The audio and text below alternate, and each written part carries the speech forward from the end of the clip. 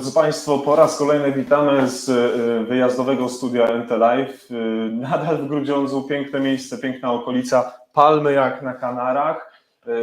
Zacni widzowie i słuchacze, którzy już podeszli, przybyli piątkę, ale co najważniejsze, zacni goście, którzy już są znani z naszej anteny. Jest z nami pan profesor Akademii Śląskiej, profesor doktor habilitowany Klaudiusz Nadolny. Witam pana, panie profesorze. Cześć, Klaudiusz. Cześć, witaj serdecznie. Witam wszystkich. No właśnie, jak? Ochłonąłeś już trochę po tej ostatniej fazie przygotowawczej, bo to zawsze dużo stresu, prawda? Tak, natomiast no tutaj cały komitet organizacyjny przyczynił się do tego, że organizacyjnie nie było żadnej wpadki, wszystko się udało. To jeszcze to, co było zaplanowane, przynajmniej jak do tej pory, wszystko się odbyło zgodnie z tym, jak chcieliśmy. No dzisiaj ten jest pierwszy dzień tak naprawdę, no de facto nie jest najważniejszy, bo od rana tak naprawdę warsztaty, bardzo ciekawe warsztaty, jedne warsztaty z RSI, drugie warsztaty dotyczące tamowania krwotoków i trochę takiej zabawy, ale to też jest ważne. No później rozpoczęcie, no też z ważnymi gośćmi w systemie, tak, no bo pan minister Kraska, czy pani dyrektor Tuderek, czy dyrektor Kosowski. No i takim dzisiaj punktem kulminacyjnym było debata. To był taki ten punkt, mnie osobiście bardzo jakby zależało na tej debacie. Oczywiście zdałem sobie sprawę z tego, że ta debata jest czasowo krótka, a tematów jest bardzo, bardzo sporo, ale tutaj też chciałem Ci, Jacku, podziękować w ogóle tu za udział, za to, że jesteś z nami, za tą debatę. Natomiast myślę, że też w tej debacie bardzo takie ważne bardziej aspekty padły, albo tematyka, która jakby się wiąże z powstaniem samorządu i jakby wejściem tych przepisów z ustawy o zawodzie i samorządzie. Tak jak też wspominałem, no mam nadzieję, że to będzie taki wstęp tak naprawdę do tego, co się będzie działo i do tych rozmów, spotkań, które będą, jeśli chodzi o samorząd, bo jesteśmy w bardzo ważnym, historycznym tak naprawdę momencie, jeśli chodzi o zawód ratownika medycznego, ale też w ogóle o system państwowego ratownictwa medycznego. No później ta kolejna część, czyli wykładowa, myślę, że te wykłady, które już dzisiaj, obecnie ostatni wykład już jest dzisiaj, ale te wykłady, które były, myślę, że bardzo, bardzo ciekawe, tematyka poruszona, to jest taka tematyka, która jakby wiąże się bezpośrednio z jakością, no i cały czas my oczywiście mówimy o pacjentach w stanie bezpośredniego zagrożenia życia, też były dwa wykłady dotyczące pewnych innowacji, może i w przyszłości rozwiązań w systemie. Także z mojego punktu widzenia jako przewodniczący Komitetu Organizacyjnego to jak na razie odpukać niemalowane, że tak będzie do samego końca. Wrócimy tylko na moment, drodzy Państwo, do debaty. Zachęcam, żebyście ją mogli w relacji już nie na żywo obejrzeć na YouTube, na Facebooku, zarówno Facebooku, profilu facebookowym Sympozjum Ratunkowego, które jest do dyspozycji Państwa, ale też u nas i będzie za chwilę na Spotify. No ale dobra, ale co by mogło być lepiej, inaczej w tej debacie? Jak tak na gorąco myślisz, taki feedback, czego nam zabrakło albo jakie pytanie nie padło, a powinno? Znaczy, przede wszystkim zabrakło czasu. Ja myślę, że debata trwała nawet 5 godzin, to i tak masz sprawę. Tak by nie wyczerpała tak naprawdę tematyki, bo nawet jak poruszyłeś takie bardzo ogólne obszary, to tych obszarów było 9 czy 10 tak naprawdę, a każdy z tych obszarów to powinna być osobna spotkanie, audycja, debata i tak dalej. Natomiast na pewno w tej debacie to, co miało być powiedziane, w mojej ocenie zostało powiedziane. Tak? Też bardzo zależało na tym, aby goście, którzy w tej debacie uczestniczą, to są goście, którzy jakby albo są w komitecie organizacyjnym, albo od lat są zaangażowani w budowanie tego samorządu ratowników medycznych.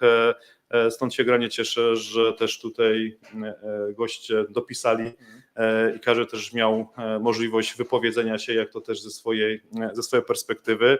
Tylko tak jak mówię, tak jak mówiłem, samorząd to nie jest jedna organizacja, druga, trzecia, stowarzyszenie, związek zawodowy, tylko to jest samorząd. A samorząd jest wszystkich ratowników medycznych. I tu liczę jakby na to, że w środowisku będzie to pełne zrozumienie co się wiąże ze samorządem i nie będzie tak, że każdy będzie próbował ciągnąć gdzieś na swoją stronę i tak dalej. Tu wspólnie musimy grać do tej samej bramki i no, może nie, że jestem przekonany, ale żywię nadzieję, że faktycznie tak będzie. No, w piątek jest pierwsze spotkanie komitetu bardzo organizacyjnego, tak, więc to też się nasze sympozjum kalendarzowo bardzo się dobrze ułożyło, tak, no bo jakby 8, dobrze pamiętam, 8 maja zarządzenie, tak, pierwsze spotkanie w piątek, w międzyczasie sympozjum, tak, także tutaj na pewno też, tym bardziej myślę, że ta debata była istotna. A myślisz, że realnie ona może coś wnieść w takim dialog organizacyjny? Realnie. Jeżeli to, co w podsumowaniach padło i jakby będzie to realizowane, to myślę, że tak. Natomiast no też w tym komitecie no też są osoby, które od wielu lat działają w środowisku, też nie ukrywam, że też no, liczę na ich jakby doświadczenie i to, że te doświadczenia jakby przełożą na rzecz właśnie tych elementów, tych rzeczy, które muszą zrobić jako komitet organizacyjny, tak? No, wynika to wprost z ustawy i z zarządzenia ministra zdrowia, ale tak jak to już wiele razy wspominałem, dla mnie osobiście jako ratownika medycznego, czy tym samorządzie jest Kowalski czy Nowak, tak? Czy później w samorządzie będzie Kowalski, jak dla mnie to nie ma żadnego znaczenia. Chodzi o to tak naprawdę, że jest to samorząd, jest to organizacja, która ma reprezentować nasz wspólny zawód wszystkich. Do samorządu nie jest, czy chce należeć, czy nie chce, jest obowiązek przynależności do samorządu, prawo wykonania zawodu i oczywiście składki też, no bo to też się jakby wiąże, więc de facto to wszystko zależy tylko wyłącznie od nas jako ratowników medycznych. Pojawiło się już pierwsze pytanie od Bartka Zimocha, który jest dzisiaj z nami. Bardzo się cieszę, że masz możliwość, Bartek, z nami dzisiaj być, słuchać, komentować i zadawać pytania. Ja za moment to pytanie oczywiście przekażę. Klaudiusz, poza funkcją dyrektora Sosnowieckiego Pogotowia, poza tym, że jesteś ratownikiem medycznym, no to jesteś akademikiem, jesteś wykładowcą akademickim.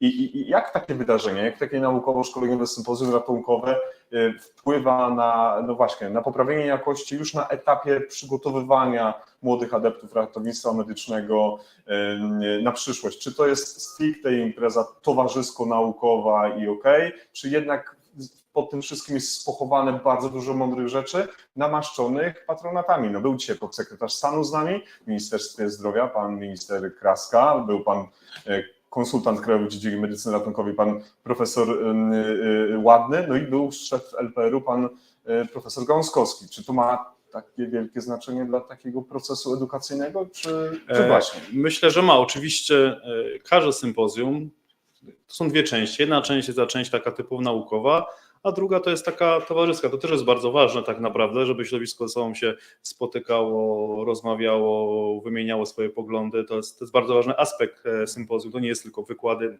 jak kwestia naukowa. Natomiast no, też tutaj zawsze co roku i w tym roku też staraliśmy się tak ten program ułożyć, aby to nie tylko było, że sympozjum, tak, kończy się w czwartek, zapominamy, nie ma tematu, tylko żeby coś jakby było, czyli kontynuacja, i ta kwestia no, tego samorządu, albo też wiele różnych wykładów tak naprawdę bardzo ciekawych, które myślę, że w przyszłości część tych elementów będzie wdrożona, zaimplementowana w system ratownictwa medycznego. No poza tym część prezentacji będzie dostępna też w formie dostępu darmowego czy na sympozjum ratunkowym, czy tu Jacek, u Ciebie na NT Live.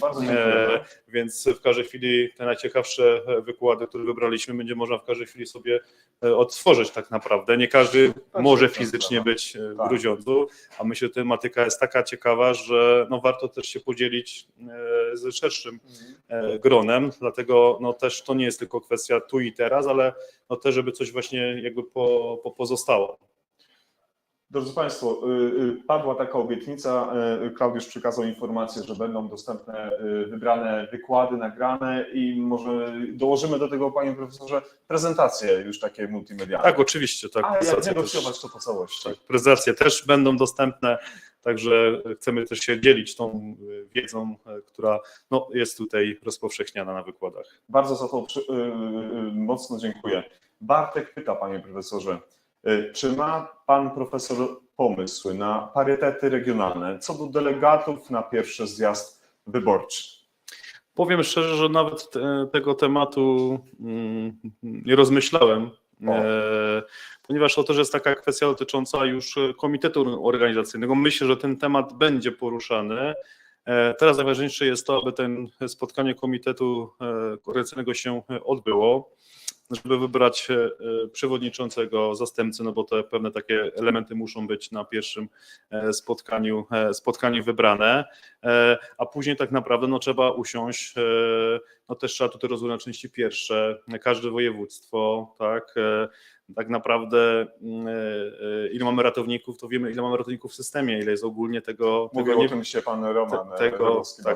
Tego nie wiemy tak naprawdę, tak? Stąd też na podstawie też no, danych, którymi przynajmniej dysponujemy, no, trzeba zobaczyć tak naprawdę, tak, ile ratowników, plus minus oczywiście cały czas będzie około, tak, będzie, no i wtedy tak naprawdę pomyśleć w jaki sposób właśnie tutaj te parypety zachować, tak, bo tutaj to jest istotnego.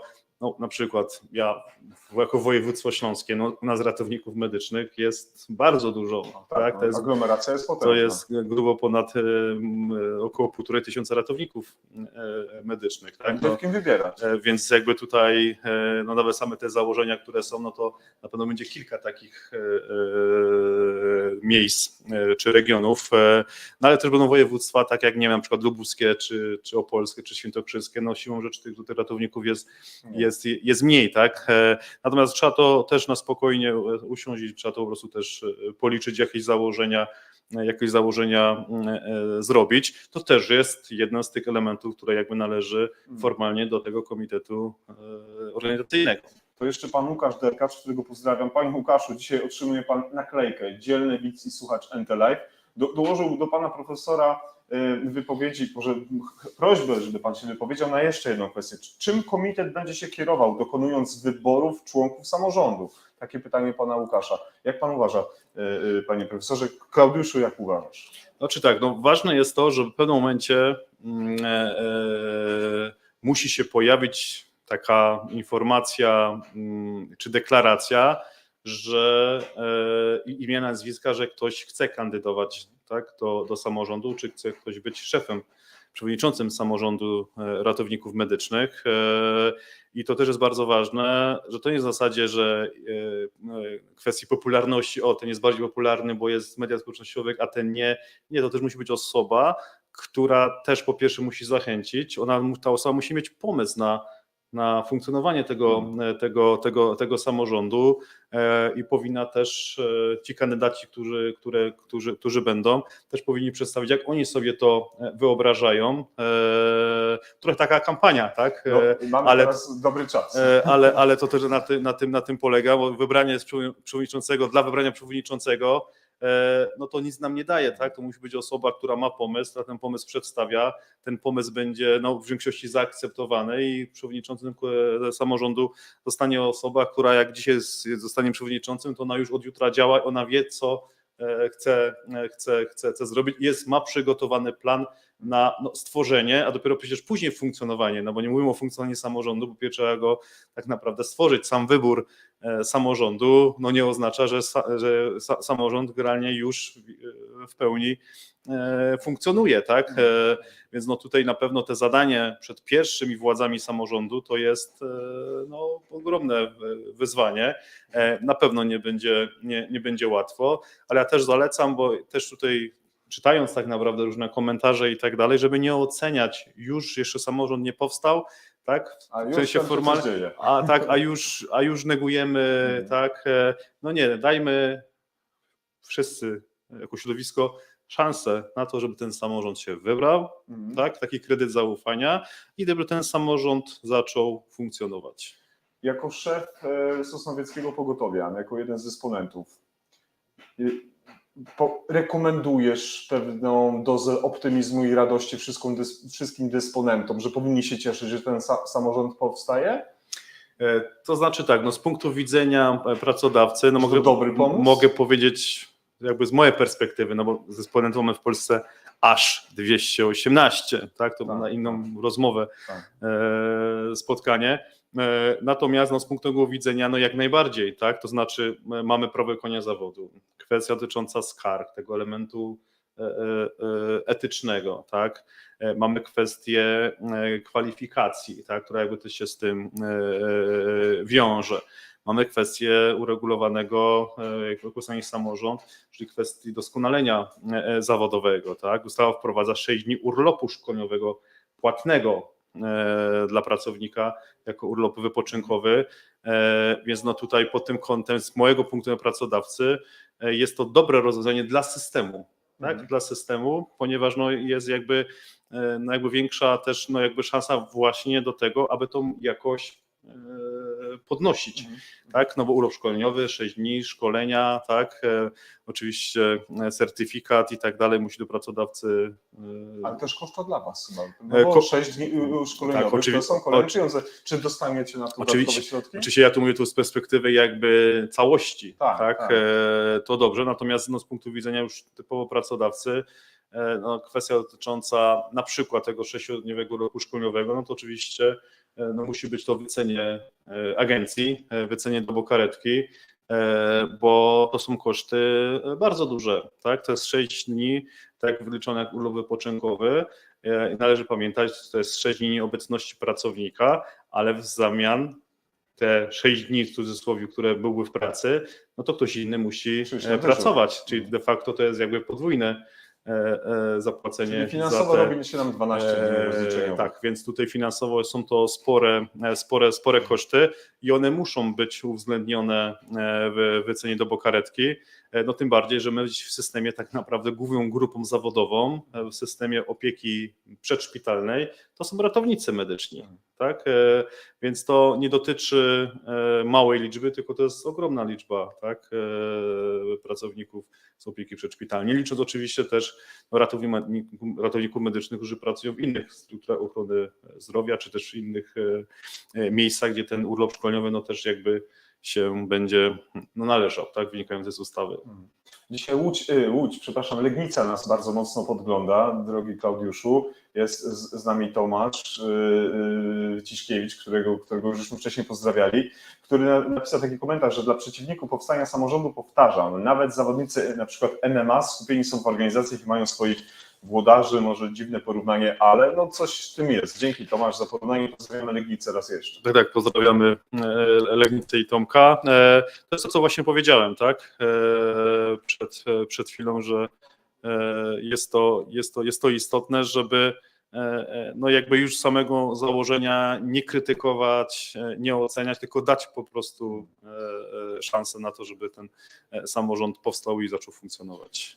Zanim Klaudiusza jeszcze wypuszczę, pan Adrian też jest jeszcze dzisiaj z nami. Przedstawimy ten komentarz, poproszę, żeby Klaudiusz się do niego odniósł. Będzie pytanie odnośnie już 10. edycji i mamy pewną pracę do wykonania, drogi Klaudiuszu, ale to już się teraz będziemy zajmować tym, co napisał do nas pan Adrian. Czas skończyć z 218 dysponentami i stworzyć na przykład 20 stacji pogotowia. Idziemy dalej. Wielu dysponentów nie akceptuje urlopu szkolnego, na przykład uwagi do szkoleń ratowników. Nie przykłada uwagi do szkoleń ratowników. Mało tego, są tereny, w których nie ma staz taktycznych lub są stare respiratory. I ja wiem, że może to być bardzo nieobiektywne z punktu widzenia całego kraju, bo co dysponent to ma trochę inne procedury czy standardne, ale jak może się do tego odnieść zarówno ratownik medyczny, no ale też dysponent? Powiem w ten sposób, że rok temu tutaj, jak rozmawialiśmy, temat, który był jakość, o tej jakości, później to było też kanwie zespołu, który w ministerstwie działał, ale w Centrum Uznawania Jakości opracowaliśmy, miałem też okazję przy dokumencie pracować, dokument dotyczący akredytacji dysponentów i elementów jakościowych, tak, gdzie jest 8 obszarów i prawie 100 mierników jakości w różnych tych obszarach. Natomiast ja od wielu lat mówię to głośno, jestem zwolennikiem tego, aby po pierwsze no, musi być taki moment, gdzie nastąpi reforma systemu ratownictwa medycznego, ale trzeba od czegoś zacząć. Pierwszym krokiem dla mnie jest wyciągnięcie karetek spod szpitali do samodzielnych publicznych jednostek, które zajmują się stricte ratownictwem medycznym. My w Polsce na te 218 dysponentów mamy tylko 42 samodzielne publiczne jednostki, a pozostałe, czyli ponad 170, to są zespoły ratownictwa, czyli dysponent to jest szpital. No są tacy dysponenci, którzy mają jedną karetkę w systemie, tak? Albo dwa zespoły systemowe. No, co to jest, przepraszam, ale no co to jest za dysponent, tak? Mniej więcej też tutaj, jeżeli faktycznie byśmy w perspektywie oczywiście czasu, tak, te karetki jakby wyciągnęli spod szpitali, przekazali do samodzielnych jednostek, to był już jakby pierwszy element.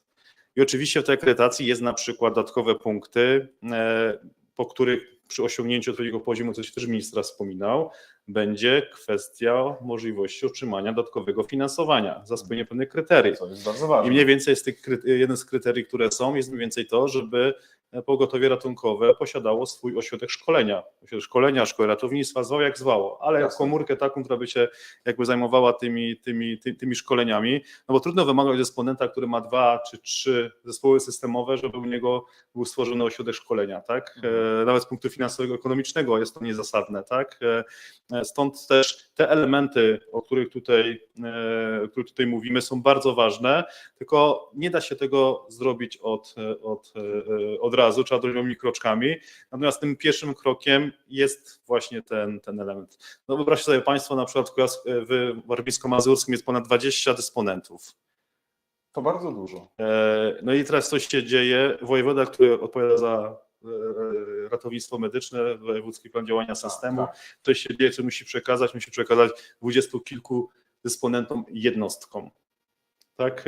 I to tylko mówimy o jednym województwie, tak? A mamy ich więcej. A mamy ich więcej, tak? Stąd też no, wydaje się, że takie kroki powinny być. To nie jest to na pewno łatwe, ale dla przykładu, szanowni Państwo, na pewno wszyscy pamiętamy, kwestia, jak to zawsze mówię, że od 1 kwietnia 2019 roku Państwowe Ratownictwo Medyczne stało się Państwowym Ratownictwem Medycznym, czyli kwestia tego słynnego zapisu, tak, 51%, gdzie no jakby firmy prywatne z systemu ratownictwa medycznego zostały wykluczone.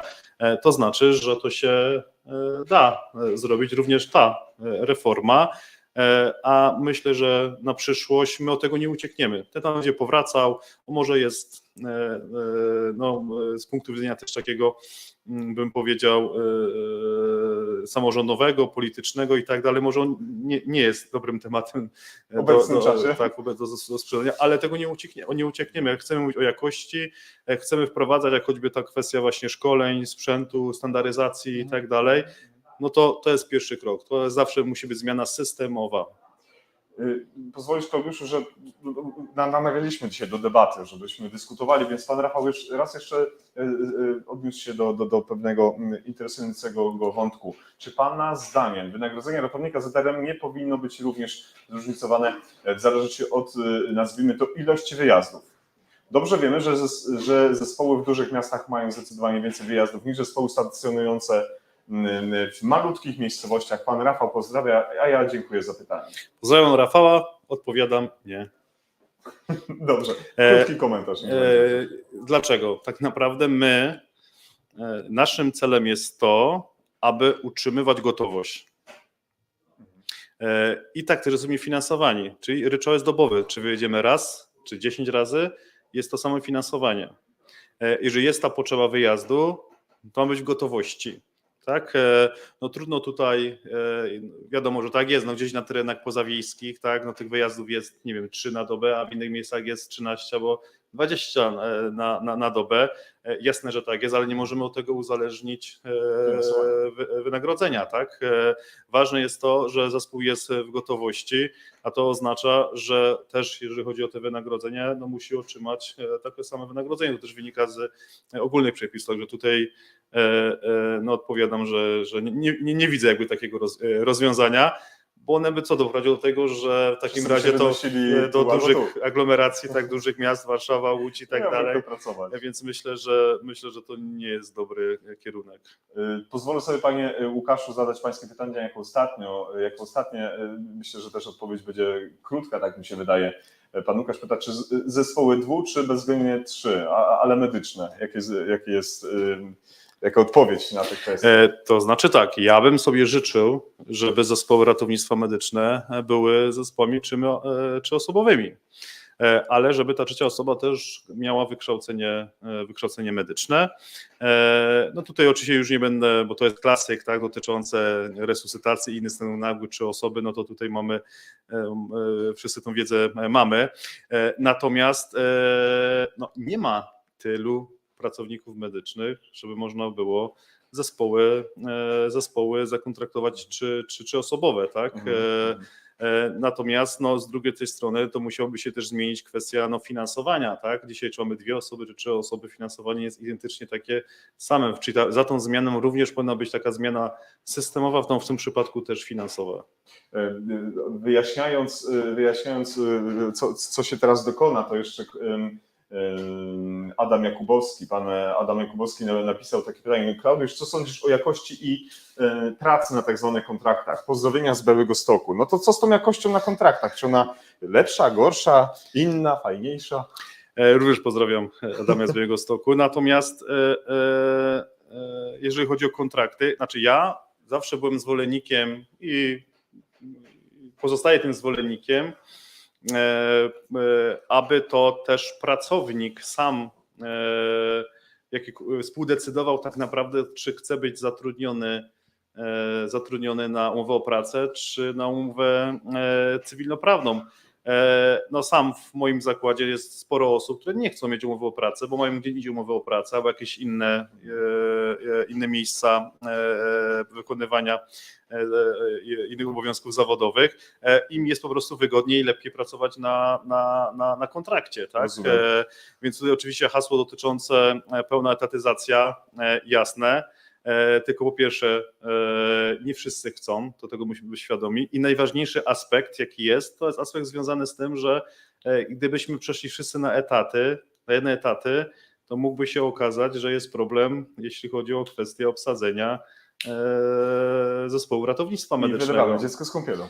Więc to też musi być zrobienie rozsądnie i na pewno też w perspektywie czasu. No oczywiście to się wiąże też ze finansowaniem większym, no to jakby zawsze o tym finansowaniu musimy gdzieś tam z tyłu głowy mieć. Absolutnie tak. Zanim zapytam w ostatnim pytaniu, co za rok w 10. edycji, to drodzy Państwo, jeżeli dobrze wszyscy pamiętacie, uprawiamy taki zwyczaj, taką tradycję, że na naszym banerze pamiątkowym podpisują się wszyscy nasi goście, którzy są w Entelive, byli w Entelive, byli naszymi zaproszonymi osobami do dzielenia się swoją wiedzą i spostrzeżeniami. Nie było inaczej, jeśli chodzi o Klaudiusza. Był z nami 10 lutego w 85. wydaniu Entelive. Bardzo prosiłbym o złożenie tutaj autografu z napisaniem daty i oczywiście może też nawet się zawrzeć tam napis odcinek. 10 luty, tak? Tak, byliśmy wtedy 10 lutego. Widzę, że jest z nami Łukasz Wierzba, który realizuje dzisiejsze streamy, za co jestem ogromnie wdzięczny. Bez jego pomocy nie dałbym rady, drodzy Państwo, ogarnąć tego pięknego studia, tak więc Łukasz jest za obiektywem, biega między jedną salą a drugą i czuwa, żebyśmy czuli się dzisiaj tutaj bardzo mocno zaopiekowani z punktu widzenia technologicznego, tak więc u Łukasza później jeszcze może uda mi się namówić na krótkie wejście. Zobaczymy, czy się da. W tym momencie pan profesor Nadolny podpisuje nasz baner. Zróbmy pamiątkowe zdjęcie, żeby było przyjemnie i do rodzinnego albumu. Ja za to uprzejmie dziękuję. I proszę powiedzieć, co za rok, 10. edycja, będzie coś świętować, no i choćby odrobinę, tak na gorąco coś sprzedać widzom. To tak, no po pierwsze spotykamy się w Grudziądzu, spotykamy się w maju, w tym samym miejscu. Co do naszych założeń, to my też jakby czekamy na rozwój, to co się dzieje w systemie i chcemy jakby też wyjść naprzeciw pewnym elementom, problemom, głównym tematom, które są w ratownictwie medycznym. Na tą chwilę wydaje się, że oczywiście będziemy chcieli element tej jakości dalej kontynuować. Myślę, że na pewno sporo czasu poświęcimy na samorząd ratowników medycznych, także już serdecznie zachęcam do udziału. Myślę, że gdzieś w najbliższym okresie czasu, kilku tygodniach będzie podany termin, on też będzie w maju, tak, konkretny termin naszego spotkania i oczywiście już teraz Państwa zapraszam na 10. jubileuszową edycję naszego sympozjum. Jeżeli nic się strasznego nie zmieni, to na pewno będzie miało charakter, tak jak było przed pandemią, czyli międzynarodowy. Też będziemy zapraszać tutaj osoby z różnych miejsc, jak to było przed wybuchem pandemii i do tego na pewno też wrócimy. Mam nadzieję, bo tutaj zawsze na sympozjum była bardzo duża grupa naszych przyjaciół, profesorów z Ukrainy, z Uniwersytetu Medycznego w Lwowie, Iwano-Frankowsku przez te wszystkie lata. Mam nadzieję, że za rok też będą, a to będzie oznaczało, że no ta tragedia, ta wojna na Ukrainie się zakończy. I na pewno musimy wyciągnąć z tego wnioski również pod kątem aspektu medycznego, więc myślę, że na pewno będzie o czym rozmawiać, dlatego już teraz Państwa bardzo serdecznie zachęcam do udziału. Dziękuję raz jeszcze za to, że jesteście dzisiaj, drodzy Państwo, z nami. Nasza stała widzka, słuchaczka Iza napisała, że było miło być z nami, Izie, nam razem wspólnie, choćby online. Za to bardzo dziękuję. Iza, dzięki, że jesteś, a ja też w imieniu całego zespołu MTLive bardzo dziękuję za zaproszenie i za to, że mogliśmy tutaj parę groszy wcisnąć swoich. I mamy nadzieję, że się spotkamy jeszcze nie w jednym odcinku Nordic Trigger, żebyśmy porozmawiali o jakości, no bo razem w tej jakości należy jeszcze dużo zrobić. Serdecznie dziękuję, drodzy Państwo. Dziękuję bardzo. To było ostatnie wejście, myślę, w tym dniu. Może jeszcze jakaś mała niespodzianka później, ale wydaje mi się, że po tych 6 wejściach z członkami dzisiejszej debaty to już będzie za dużo, jak będziemy Państwa bombardować większą ilością, ale obiecuję Państwu, że jeszcze jutro czeka nas seria ciekawych wywiadów, do których już teraz zapraszam. Moim Państwa gościem był pan profesor Akademii Śląskiej, doktor habilitowany Klaudiusz Nadolny, dyrektor Sosnowieckiego Pogotowia, przewodniczący Komitetu Organizacyjnego 9. Naukowo-Szkoleniowego Sympozjum Ratunkowego. Ja nazywam się Jacek Borowiak, a to był MTLive, wydanie specjalne ze studia w Grudziądzu. Pozdrawiamy bardzo serdecznie. Trzymajcie się. Pa.